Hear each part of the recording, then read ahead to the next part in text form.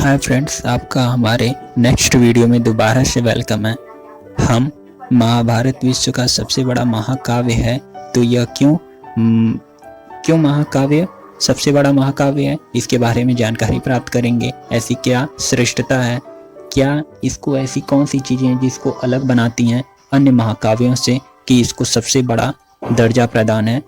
तो देखते हैं इस वीडियो के अंदर। तो महाभारत भारत का प्रमुख काव्य ग्रंथ है जो स्मृति के इतिहास वर्ग में आता है। यह काव्य ग्रंथ भारत का अनुपम धार्मिक, पौराणिक, ऐतिहासिक और दार्शनिक ग्रंथ है।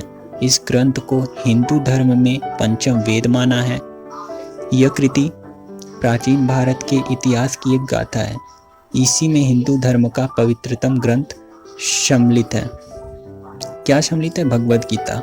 पवित्रतम ग्रंथ भगवद गीता सम्मिलित है और इसमें यूनानी काव्यों इलियड और ओडिसी से परिणाम में 10 गुना अधिक है। इलियड और ओडिसी के बारे में हम आपसे आगे बात करेंगे।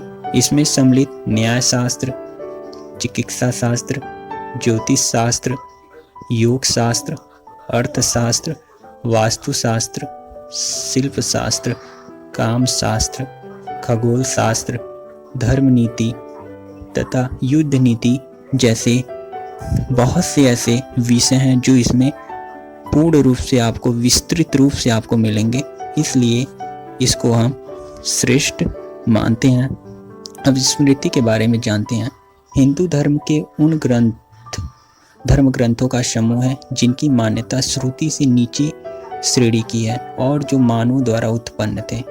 इसमें वेद नहीं आते। स्मृति का शाब्दिक अर्थ है याद किया हुआ। यद्यपि स्मृति को वेदों से नीचे का दर्जा हासिल है।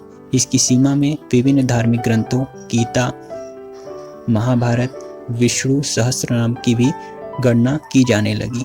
तो स्मृति में हमने ये सीखा। अब यहाँ पे श्रुति में आगे हम देखेंगे कि श्रुति में क्या होता है। तो श्रुति में क्या है? हिंदू धर्म के सर्वोच्च और सर्वोपरि धर्म ग्रंथों का समूह है। श्रुति का शाब्दिक अर्थ है सुना हुआ, यानी ईश्वर की वाणी। ठीक है, जो प्राचीन काल में ऋषियों द्वारा सुनी गई थी और शिष्यों के द्वारा सुनकर जगत में फैलाई गई थी। इस दिव्य स्रोतों के कारण इन्हें धर्म का सबसे महत्वपूर्ण स्रोत माना जाता है। इनके अलावा अन्य ग्रंथों को स्मृति माना है, जिसका अर्थ है मनुष्यों के स्मरण और बुद्धि से बने ग्रंथ, जो वस्तुतः श्रुति के ही मानवीय विवरण और व्याख्यान माने जाते हैं। लेकिन एक चीज आपको बता दें कि श्रुति और स्मृति में कोई भी विवाद होता है तो हम श्रुति को ही मान्यता मिलती है, स्मृति को मान्यता नहीं मिलती। श्रुति में 4 वेद आते हैं, जिसमें ऋग्वेद, सामवेद, यजुर्वेद और अथर्ववेद हैं। हर वेद के 4 भाग होते हैं: संहिता, ब्राह्मण ग्रंथ, आरण्यक और उपनिषद। इनके अलावा बाकी सभी हिंदू धर्म ग्रंथ स्मृति के अंतर्गत आते हैं। तो अभी तक जो हमने आपसे बातें की, जो आपने देखा, तो आपको काफ़ी हद तक ये चीज़ें समझ जरूर आई होंगी। अब हम आगे बात करते हैं इलियड की। प्राचीन यूनानी शास्त्रीय क्लासिकल महाकाव्य है जो यूरोप के आदि कवि होमर की रचना मानी जाती है। इसका नामकरण इलियन नगर ट्रॉय के युद्ध के वर्णन के कारण हुआ। समग्र रचना 24 बुक्स में विभक्त है और इसमें 15,693 पंक्तियां हैं। इलियड में ट्रॉय राज्य के साथ ग्रीक लोगों के युद्ध का वर्णन है।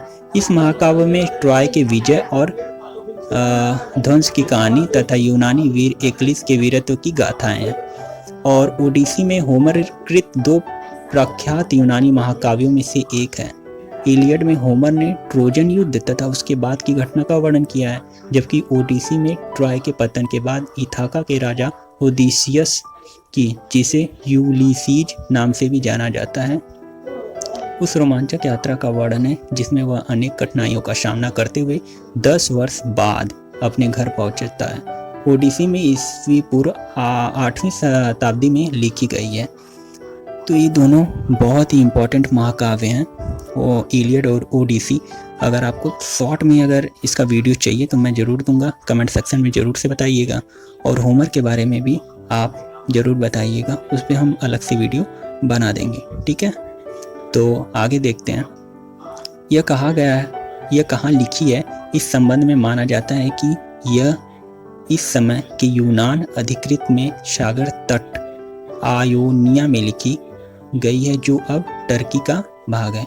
अब किसका भाग हो गया है? टर्की का भाग हो गया है। तो फ्रेंड्स, आपको ये वीडियो ज़रूर समझ आई होगी। तो मैं यही कहूँगा कि अगर आपको होमर के बारे में जानकारी चाहिए तो आप कमेंट सेक्शन में ज़रूर से बताइएगा। वैसे मैं इस होमर के बारे में वीडियो ज़रूर से डालूँगा, लेकिन आप कमेंट्स करेंगे तो मुझे ज़रूर अच्छा लगेगा और मुझे थोड़ा कॉन्फिडेंस आएगा कि मैं होमर के बारे में और जानकारी कलेक्ट करूँ और आपके आगे उसे साझा करूँ। तो मुझे उम्मीद है आपको ये वीडियो ज़रूर से पसंद आई होगी। फ्रेंड्स, अगर आपको ये वीडियो पसंद आई हो तो इसे लाइक, शेयर एंड सब्सक्राइब ज़रूर करिएगा। मिलते हैं आपसे ऐसे ही किसी नेक्स्ट वीडियो में किसी नए टॉपिक के साथ। तब तक के लिए अपना और अपनों का ख्याल रखिए। Take care. Thank you so much इस वीडियो को पूरा देखने के लिए। ओके।